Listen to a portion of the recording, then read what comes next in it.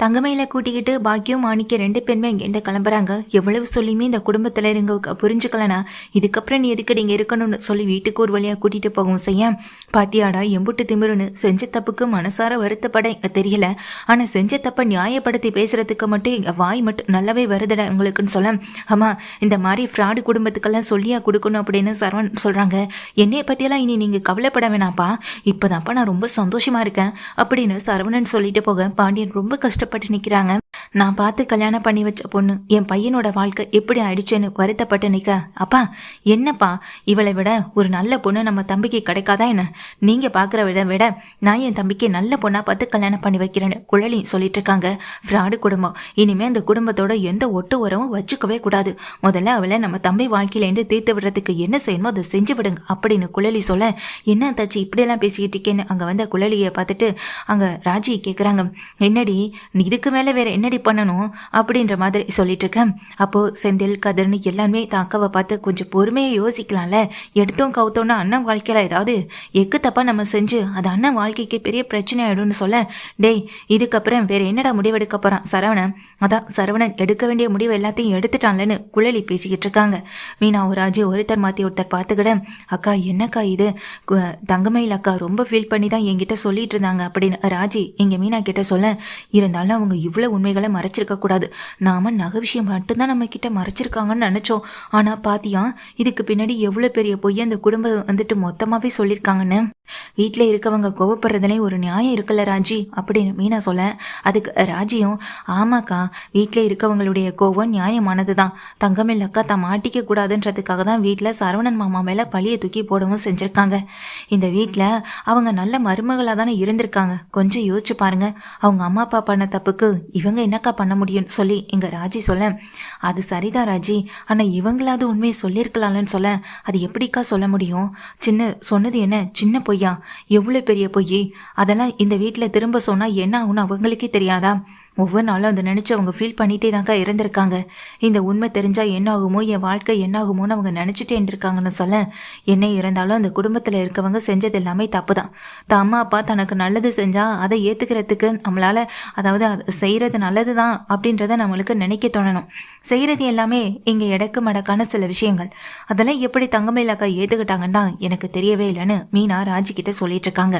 அதுக்கு ராஜியும், அக்கா நீங்கள் வரீங்களா, நாம தங்கமயில் அக்கா வீட்டுக்கு போய் பேசிட்டு வருவோம்னு சொல்ல, என்ன ராஜி வீட்டில் இருக்க இந்த நிலைமையில நாம் அங்கே போனோம்னா நம்ம வீட்டில் இருக்கவங்களே நம்மளை உள்ள விட மாட்டாங்க அப்படின்னு சொல்கிறாங்க எங்கள் மீனாவும்.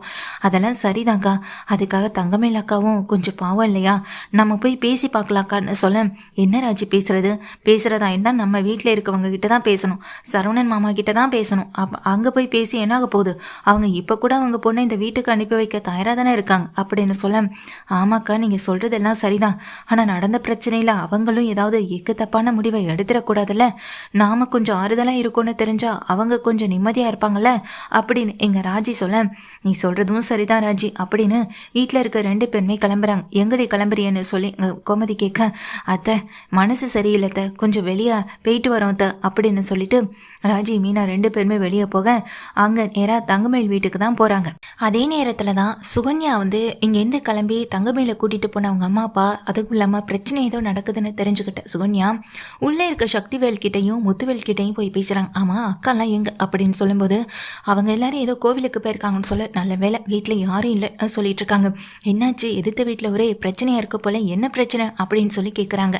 அதான் எனக்கும் தெரியலன்னு நானும் என் காதை அந்த பக்கமாக வச்சு நல்லா கேட்டேன், என்ன பிரச்சனைன்னு தெரியல, ஆனால் அந்த வீட்டு பொண்ணு தங்கமயில, அதான் அந்த சரவணனுடைய பொண்டாட்டி இருக்கால, அவளை அவங்க அம்மாவும் அப்பாவும் கூட்டிகிட்டு போகிறாங்க, பேக்கோட அவளும் கிளம்பி போயிட்டுருக்கான் அழுதுகிட்டு, என்ன பிரச்சனைன்னு தெரியல, ஆனால் அவளை வீட்டை விட்டு வெளியே அனுப்பிட்டாங்கன்னு மட்டும் தெரியுதுன்னு சொல்ல, என்னென்னு புது கதையாக இருக்குது, அந்த பாண்டியன் இந்த மாதிரிலாம் செய்யக்கூடியவனே கிடையாது அப்படின்னு அங்கே சக்தி வேலை சொல்ல, அதானடா எனக்கு எதுவும் புரியலைன்னு சொல்லிட்டு இருக்காங்க.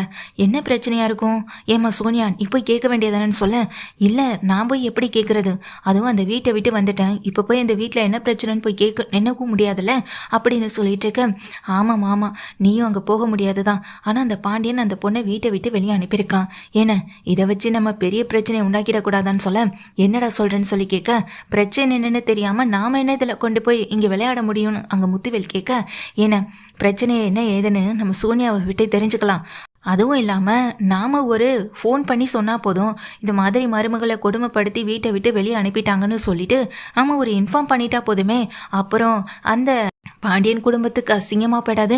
போலீஸ் கூட்டிகிட்டு போகுதோ இல்லையோ, ஆனால் ஊர்க்காரவங்க மத்தியில் அசிங்கப்பட்டு நிற்கிறத நான் பார்க்கணுன்னு அப்படின்னு சொல்ல, என்னமோ பண்ணுடா சக்திவேல் அப்படின்னு சொல்லிட்டு முத்துவேல் கிளம்பி போய்ட்றாங்க. சுகன்யா அப்படின்னு சொல்லும்போது, எனக்கு புரியுது மாமா, நான் போய் என்ன இதனே பார்த்துட்டு வரேன்னு சுகன்யா கிளம்பி நேராக தங்கமயில் வீட்டுக்கு போகிறாங்க. தங்கமயில் வீட்டுக்கு போன சுகன்யாவை பார்த்துட்டு தங்கமயில் மயிலுன்னு கூப்பிடுறாங்க. அப்போ தான் உள்ளேருந்து மாணிக்கம் பாக்கியம் வர, இல்லை ஒரு முக்கியமான விஷயம் அப்படின்னு சொல்லும்போது, வாமா வந்து உட்கார் அப்படின்னு சொல்லிட்டு இருக்காங்க. ஆமாம், நீ தான் இப்போ அந்த குடும்பத்தில் இல்லைன்னு சொல்ல, ஆமாம்மா அந்த குடும்பத்தில் யாரால தான் இருக்க முடியும், அதான் நான் என் புருஷனை கூட்டிகிட்டு அவங்க அம்மா வீட்டுக்கே போயிட்டேன் அப்படின்னு சொல்ல, அதுவும் நல்ல வழிதான், என் பொழைக்க தெரிஞ்ச பொண்ணு அப்படின்னு சொல்கிறாங்க. அதான் நானும் ஒன்று பெற்று வச்சிருக்கேனே, பொழைக்க தெரியாதவன் சொல்லி தங்கமயில திட்ட, தங்கமயில் அப்படியே அழுதுகிட்டே உட்காந்துருக்காங்க. மயில் என்னாச்சு மயில், அழுகிற அளவுக்கு அங்கே பிரச்சனை என்ன நடந்துச்சு, என்ன ஏதுன்னு தெரியல, மயில் வேற பையோட நீங்கள் கூட்டிகிட்டு வந்துட்டீங்க, அதான் மனசு கேட்காம நானும் ஓடி வந்தேன் பார்க்கலான்னு அப்படின்னு அங்கே சுகன்யா சொல்ல, அதை கேட்டுட்டு அங்கே பாக்கியமும் மாணிக்கமும் ஒருத்தர் மாற்றி ஒருத்தர் பார்த்துக்கினேன். என்னாச்சுன்னு சொல்லுங்க, சொல்ல விருப்பம் இல்லைனாலும் ஒன்றும் பிரச்சனை இல்லை, மயிலுக்கு பார்க்க பாவமாக இருந்துச்சு அதான் அப்படின்னு சொல்லும்போது, அதெல்லாம் ஒன்றும் இல்லைம்மா, என் பொண்ணுக்கு கல்யாணம் ஆகணும்னு சும்மா சின்னதாக 2 பொய்யை சொல்லிட்டோம், அது இப்போ அந்த குடும்பத்துக்கு தெரிஞ்சு போச்சு, அதான் என் பொண்ணை இனி அவங்க பையன் கூட வாழ விட மாட்டேன், என் பையனுக்கு நான் நல்ல இடமா நல்ல பொண்ணாக பார்த்து கல்யாணம் பண்ணி வைக்கிறேன்னு சொல்லி அந்த வீட்டை விட்டு என் பொண்ணை வெளியே அனுப்பிட்டாங்கன்னு சொல்ல, ஐயோ அப்படின்னு அப்படியே வாயில் கையை வச்ச மாதிரி அதிர்ந்து போயிட்டு எங்கள் சோனியா கேட்டுக்கிட்டு இருக்கேன். மயில் என்ன இதெல்லாம் அப்படின்னு சொல்கிறாங்க, இந்த சின்ன பொய்க்காகவா இப்படி உங்களை வீட்டை விட்டு வெளியே அனுப்புனாங்க, சம்பந்தின்னு கூட பார்க்காம மரியாதை இல்லாமல் அந்த வீட்டில் இருக்கவங்க எங்களை ரொம்ப அசிங்கப்படுத்திட்டாங்கன்னு பாக்கியம் சொல்ல, அந்த வீட்டில் இருக்கவங்க எல்லாருமே அப்படித்தானே, என்னைக்கு தான் இந்த வீட்டில் இருக்கவங்க நியாயமாக நடந்திருக்காங்க அப்படின்ற மாதிரி சுகன்யா சொல்லிட்டு இருக்காங்க. ஏமா மயில், நீ அந்த குடும்பத்துக்கு நல்ல மூத்த மருமகளாக நல்ல மருமகளை தானே இருந்துகிட்டு இருந்தேன், இப்போது ஏதோ ஒரு காரணம் கல்யாணம் ஆகணும்னு சொல்லியாச்சு, கல்யாணம் ஆயிடுச்சு, நல்லா வாழ்ந்துட்டு இருக்காங்களே, வாழட்டும்னு விட வேண்டியதானே, இப்படி உன்னையே சரவணன் வாழ்க்கையிலேருந்து பிரித்து கூட்டிகிட்டு வந்து உங்கள் அம்மா வீட்டோட உட்கார வைப்பாங்கன்னு நானும் கனவுல கூட நினைக்கல, நல்ல வேலை ஏதோ நானும் அந்த வீட்டை விட்டு என் புருஷனை கூட்டிகிட்டு வந்துட்டேன், இல்லைனா அந்த வீட்டில் இருந்தால் என் புருஷனும் நானும் அந்த வீட்டுக்கு அடிமையாகவே தான் இருந்திருக்க வேண்டியது இருக்கும் அப்படின்னு சொல்லிட்டு இருக்காங்க எங்கள் சுகன்யா. இதை கேட்டதும் பாக்கியமும் எங்கள் மாணிக்கமும், அப்போதுலேருந்து இவகிட்ட தலை படம் அடிச்சிட்டோம், ஏதாவது ஒரு வழியை பண்ணடின்னு, ஆனால் எதையுமே செய்யாமல் அந்த வீட்டில் ஒரு வேலைக்காரியாட்டம் வேலையெல்லாம் பார்த்து கொடுத்துட்டு இருந்தா இப்படி தானே நடக்கும் அப்படின்னு பாக்கியம் திட்டிகிட்டு இருக்காங்க. அதுக்காக தங்கமேல் இங்கே இருக்கட்டும்னு விட்டுருவீங்களா, போயிட்டு ஒரு கம்ப்ளைண்ட் கொடுங்க, அப்போ தானே அவங்களுக்கும் தெரியும் அவங்க பொண்ணை வீட்டை விட்டு வெளியே அனுப்பியிருக்காங்க, கஷ்டப்படுத்தியிருக்காங்க, அடிச்சிருக்காங்கன்னு சொல்லி கம்ப்ளைண்ட் கொடுத்தா மட்டும்தான் உங்கள் பொண்ணை அந்த வீட்டுக்கு அவங்க கூட்டிகிட்டு போக செய்வாங்க, கம்ப்ளைண்ட்டை வாபஸ் வாங்க வைப்பாங்க, அப்படி இல்லைன்னா அவங்க பையனை போலீஸ் ஸ்டேஷனுக்கு கூட்டிகிட்டு போயிடுவாங்களோ இல்லை அடம் கட்டிடுவாங்களோன்னு ஒரு பயம் இருக்க தான் செய்யும், அதனால் அவங்க தங்கமேலே கூட்டிகிட்டு போக தான் செய்வாங்கன்னு சொல்ல, மாணிக்க உடனே பாக்கியத்தை பார்த்து, இந்த புள்ள சொல்கிறது கூட சரியாக தான் இருக்குது, பேசாமல் நம்ம அதையே செஞ்சிடலாமா பாக்கியம் அப்படின்ற மாதிரி சொல்லிட்டு இருக்காங்க. மயில், உனக்கு அதுலேயும் கூட விருப்பம் இல்லைனா அந்த வீட்டுக்கு முன்னாடி போய் உட்காந்து போராட்டம் பண்ணு, தர்ணா பண்ணு, இந்த வீட்டுக்குள்ளே தான் வருவேன்னு சொல்லிட்டு நில்லு, எப்படி இருந்தாலும் உன்னை அந்த வீட்டுக்குள்ளே அவங்க கூட்டிகிட்டு தானே ஆகணும் அப்படின்ற மாதிரி சொல்லிட்டு இருக்காங்க. அதுக்காக இந்த விஷயத்தை இப்படியே சும்மா விட்டுறாதீங்க, அந்த குடும்பத்தில் எல்லாருமே எப்படிப்பட்டவங்கன்னு எனக்கு நல்லாவே தெரியும், ஏன் தங்கமயிலுக்கு பிறகே இந்த வீட்டுக்கு நான் வாழ வந்திருந்தாலும் கூட அந்த குடும்பத்தை சேர்ந்தவங்க எல்லாரும் எப்படின்னு என்னால் புரிஞ்சுக்கவும் முடியும், அதுக்காக தான் என்ன தங்கமேல் கூட என்ன இருந்தாலும் இந்த வீட்டில் ஒன்றா கொஞ்ச நாள் இருந்துட்டோம், அதான் மனசு கேட்காம என்ன எதுன்னு கேட்டுட்டு போகலான்னு ஓடி வந்தேன், நான் சொன்னதை மட்டும் செஞ்சிங்கன்னா தங்கமேல் அந்த வீட்டுக்கே வாழ போயிடுவான் அப்படின்ற மாதிரி பேசிக்கிட்டு இருக்கும் போது தான் இங்கே வாசலில் மீனா ராஜி 2 பேருமே வந்து நிற்கவும் செய்கிறாங்க. ராஜி மீனா ஒருத்தர் மாற்றி ஒருத்தர் பார்த்துக்கிட்டது மட்டும் இல்லாமல் அங்கே சுகன்யா பேசுகிற அத்தனையுமே கேட்டுட்டு இருக்காங்க.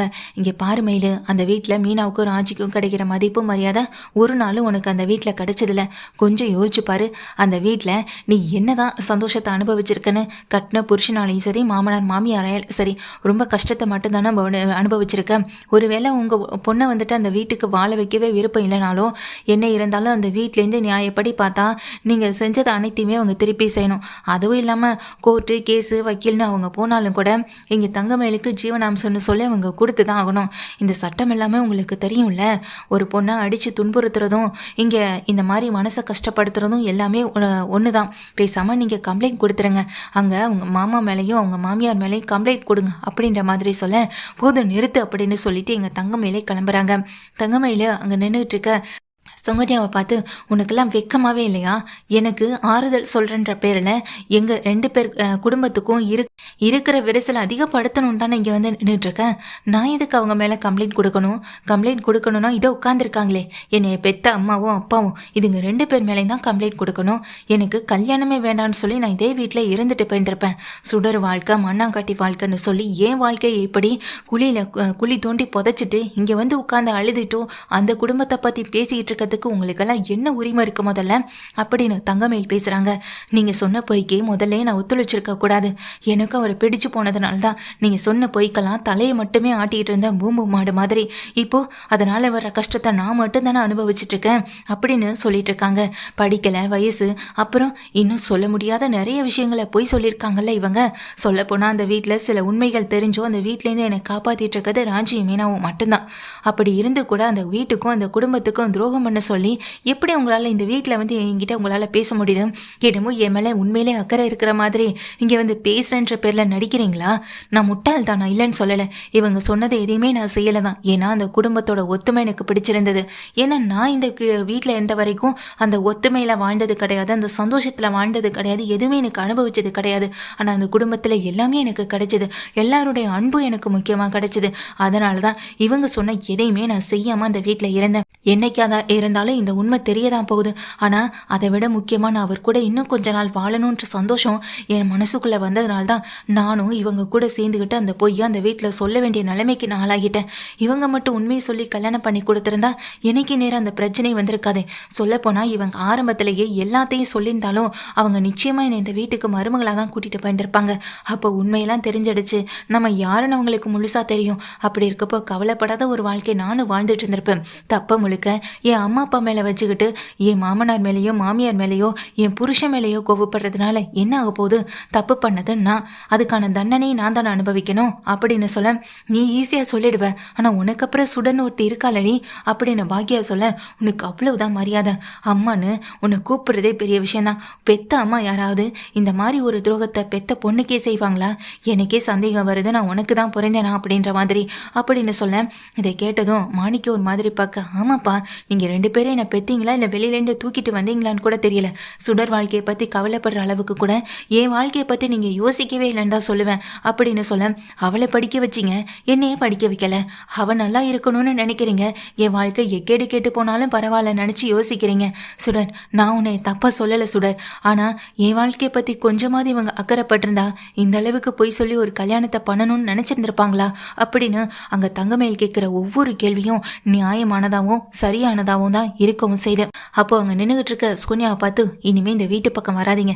என் மேலே உண்மையிலே அக்கறை இருந்திருந்தா நீங்கள் இதுக்கு முன்னாடியே வந்து என்னை பார்த்துருக்கலாம்.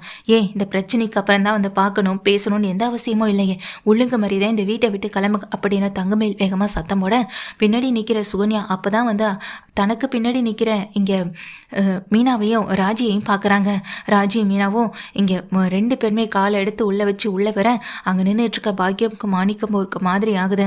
உனக்கெல்லாம் அசிங்கமாகவே இல்லையா? எப்போ இருந்தாலும் இந்த குடும்பத்தை பிரிக்கணுன்ற ஒரு நோக்கத்தோடய சுற்றிட்டு இருக்க. எனக்கு என்னமோ சித்தப்பா மேலேயே தப்பு இல்லைன்னு இப்போ தான் தோணுது. அவரெல்லாம் ஆட்டி படைச்சிட்டு இருக்கதே இவங்கள தான் இருக்குன்னு எனக்கு தோணுதுன்னு சொல்ல, ஆமா ராஜி, நீ சொல்கிறது சரிதான். இந்த ஒரு விஷயமே போதுமே இவங்க எப்படிப்பட்டவங்கன்னு நிரூபிக்கிறதுக்கு. சித்தப்பா மேலேயும் தப்பு இருந்திருக்காது, அவர் மேலே தப்பு இல்லைன்றத அதுக்கப்புறமா பார்த்துக்கலான்னு சொல்ல, அதான் உங்களை இந்த வீட்டை விட்டு போக சொல்லிட்டாங்களே, இன்னமும் உங்களுக்கு என்ன இங்கே வேலை அப்படின்னு சொல்லி திட்டுறாங்க. அதனால் வேறு வழி இல்லாத சோனியா அவமானப்பட்டு அந்த வீட்டை விட்டு வெளியே போக தங்கமயிலையும் பார்க்குறாங்க. அக்கா, நீங்கள் இவ்வளோ தூரம் தெளிவாக யோசிக்கிறீங்க, தெளிவாக பேசுகிறீங்க. இதை கல்யாணத்துக்கு முன்னாடியே நீங்கள் செஞ்சுருந்துருக்கலாமே அப்படின்னு சொல்ல, இதோ என் அம்மா அப்பான்னு இருக்காங்க, அவங்க பார்த்துப்பாங்க நம்பி விட்டல, அதான் நான் செஞ்ச தப்பு. ஐயோ, என் வாழ்க்கை இப்போ போச்சு, இனி என்னால் எதையுமே செய்ய முடியாதுன்னு சொல்லிட்டு ஓன்னு அழுகிறாங்க. அங்கே நிற்கிற பாக்கியத்தையும் மாணிக்கத்தையும் பார்க்குறாங்க. பெத்த அம்மா அப்பா தன் பசங்களுக்கு நல்லது தான் செய்வாங்க. நீங்கள் நல்லதுன்னு நினச்சி செஞ்ச ஒரு விஷயம் அது எவ்வளோ பெரிய பாதிப்பை ஏற்படுத்தியிருக்க பார்த்தீங்களா? இப்போ நீங்கள் பண்ண இதே விஷயம் வெளியில் யாருக்கும் தெரியாதுன்னு நினச்சிட்டு இருக்கீங்களா? இதோ போகிறாங்களே சுகன்யா, இவங்க ஒருத்த போதும் வெளியில் போய் 4 இடத்துல தப்பாக சொல்கிறதுக்கு. அப்புறம் சுடர் வாழ்க்கை அப்போ மட்டும் எப்படி நல்லா இருக்கும்னு நீங்கள் நினைக்கிறீங்க அப்படின்னு மீனா ஒரு ராஜ்யம் மாறி மாறி கேள்வி கேட்க, அங்கே நிற்கிற பாக்கியமும் மாணிக்கமும் அவமானப்பட்டு நிற்கவும் செய்ய, அக்கா நீங்கள் கவலைப்படாதீங்க அப்படின்ற மாதிரி சொல்லிட்டு இருக்காங்க எங்கள் ராஜியும் மீனாவும். ராஜி, மீனா, இதை மன்னிச்சிருங்க, உங்ககிட்ட சொல்லியிருக்கலாம். ஆனால் எப்படியாவது இந்த விஷயம் வீட்டில் தெரிஞ்சிருமோன்னு ஒரு பயம் அப்படின்னு சொல்ல, முதல்ல உங்களுக்குள்ளே இருக்க பயத்தை தூக்கி போடுங்க. அந்த பயம்தான் இவ்வளோத்தோட பிரச்சனைக்கு காரணம். இப்போ பேசின இதே விஷயத்த அன்னைக்கு வீட்டில் எல்லாரும் முன்னாடியும் பேசியிருந்தா அவங்க கொஞ்சம் யோசிச்சிருந்திருப்பாங்க. இப்போ நாங்கள் போய் உங்களுக்காக பேசவும் முடியாது. ஏன்னா வீட்டில் இருக்கவங்க உங்கள் மேலே அவ்வளோ கோவத்தில் இருக்காங்க. என்னக்கா நீங்கள் அப்படின்ற மாதிரி மீனாவும் ராஜியும் பார்த்துக்கிட்டே இருக்காங்க. என்னை மன்னிச்சிருங்க ராஜி அப்படின்னு சொல்லி அழுகவும் செய்ய, எப்படி இருந்தாலும் அந்த நகை விஷயம் தெரியத்தான் போகுதில்ல அப்படின்ற மாதிரி சொல்ல, ஏன்க்கா அப்படின்னு சொல்லும்போது, ஆமாம் என்னையவே அந்த வீட்டை விட்டு அனுப்பிட்டாங்க. இன்னும் கொஞ்ச நாளையில் எனக்கும் அவருக்கும் முழுசாக பிரிவு ஏற்படுத்துகிற விஷயத்த செய்ய போகிறாங்க. அதுவும் இல்லாமல் இனி அந்த வீட்டில் என்னோட எந்த பொருளும் இருக்கக்கூடாதுன்னு முடிவெடுத்து நகையை வரைக்கும் கொண்டு வந்து என் முகத்தில் விட்டேறியணும்னு நினைப்பாங்க. அப்போ அந்த விஷயம் தெரிஞ்சு தானே ஆகணும். என்றைக்குமே எல்லா பொய்க்கும் ஒரு முடிவுன்னு இருக்குது. நான் சொன்ன பொய்க்கான முடிவும் நெருங்கிடுச்சு, பாதி முடிஞ்சிருச்சு. இன்னும் ஒரே ஒரு பொய் தானே இருக்குது. அதனால் நீங்களே அந்த விஷயத்த சொன்னாலும் நான் உங்கள் மேலே கோவப்பட மாட்டேன்னு சொல்ல, மீனாவும் ராஜியும் ரொம்ப கவலையோட பார்த்துக்க தங்கமே அழுதுகிட்டே நிற்கிறாங்க. இதுக்கு எல்லாமே காரணம் அம்மாவும் அப்பாவும் தாக்கா. அவங்க செஞ்ச சொல்கிற பொய்க்கு நீங்களும் உடன்பட்டு நின்னது தான் இன்றைக்கி நீங்கள் செஞ்ச தப்புக்கும் மிகப்பெரிய காரணம் அப்படின்னு சொல்ல தங்கமே அழுதுகிட்டே நிற்கிறாங்க. எங்களால் முடிஞ்ச வரைக்கும் அந்த வீட்டில் இருக்கவங்க கிட்ட உங்களுக்காக சப்போர்ட் பண்ணி பேசி பார்க்குறோம். ஆனால் அதுக்கப்புறம் அவங்க எடுக்கிற முடிவில் நாங்கள் எதையுமே செய்ய முடியாதுன்னு சொல்லிட்டு ராஜி மீனா 2 பேருமே கிளம்ப செய்கிறாங்க. அந்த நேரத்தில் அங்கே நிற்கிற அம்மாவையும் அப்பாவையும் பார்த்து பயங்கரமாக முறைச்சிட்டு உள்ளே போய் கதவை லாக் பண்ணிக்கிறாங்க எங்கள் தங்கமேலும்.